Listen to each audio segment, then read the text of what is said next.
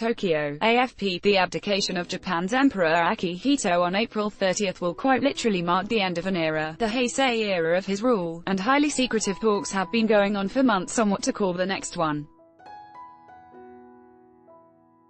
This is anything but a procedural issue, as the name of the era has a tangible effect on the daily lives of the Japanese as well as a psychological impact on the nation. Japan is the only country in the world still using Chinese-style imperial calendars. It might be 2019 in much of the world, but in Japan it is Heisei 31, or the 31st year of Akihito's reign. While the Gregorian calendar is also widely used in Japan, imperial dates feature on government documents, newspapers, and commercial calendars. It is easier to imagine what the time was like if you have eras, said Kunio Kawaguchi, president of major calendar maker Toden. For instance, we remember it was early Heisei that the bubble burst, he told AFP, referring to the collapse of Japan's speculation-driven economy. The upcoming end of the Heisei period was even reportedly a factor in the government's decision to implement death sentences last year against 13 members of the AUM cult behind a 1995 sarin attack.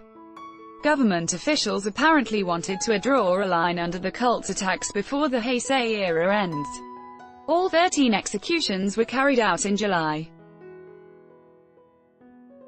Japan has had nearly 250 eras since adopting the system in the 7th century.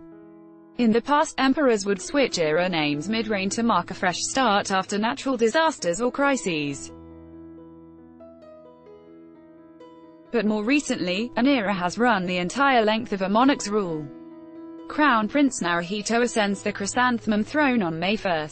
His era name will be announced at 11:30 a.m. on Monday, a month ahead of the ceremony. And speculation over what the name might be has been rife. There have been more than 10,000 entries in a public guessing competition run by a liquor company, hoping to win a vintage bottle of sake from year one of the Heisei era, 1989. A new Y2K. A new era is a real challenge for companies like Kawaguchi's, which produces 10 million calendars a year, many featuring both Western and imperial dates. Printing begins a year before release, so it was too late for his 2019 run to feature the new name. The new imperial era will be the first since the IT revolution, and the tech sector is girding for the transition. It has inspired comparisons to the Y2K bug ahead of the year 2000, when experts worried about a tech apocalypse, fearing that computers would not understand the new date. What is largely different from the time of the Y2K problem or the switch to the Heisei period is that IT is widely used and information is passed around among Internet-capable devices, said Kazunori Ishii, spokesman at Microsoft's Japan arm. We can't predict exactly what will happen, he said, though he noted that major disruption was unlikely. Software used in Japan that converts between Western and imperial dates will need to be updated with the new era, and code and fonts for the new name will also need to be created. The 85-year-old emperor's decision to abdicate gave experts a rare head start in choosing the new era's name. The task falls to the government rather than the palace and, like many matters involving the royal household, is shrouded in secrecy. There are stringent guidelines requiring the name to have 2 characters, be easy to read and write, and not use common names. New era, new mindset. The new name is also unlikely to start with the first letter of any of the last 4 eras, Heisei, Showa, Taisho and Meiji. And because each era name is considered sacred, any name put forward but rejected in the past cannot be proposed again.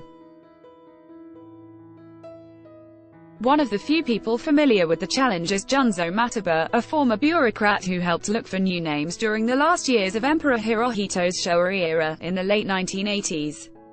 Some people thought it was irreverent to think about the next era, while the emperor was still alive, he told AFP. He had to work secretly. He consulted academics on Asian history and literature while trying to maintain a low profile.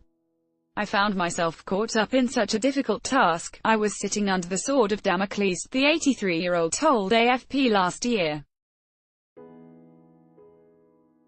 Japan's government is believed to have a short list of names, but has been mum on potential choices. The government does not even disclose the names of scholars asked to put up candidate names.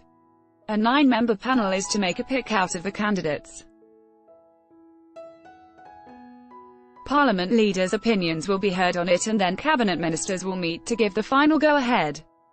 Japanese people love to reset things, said Mataba. A new era, a new mindset.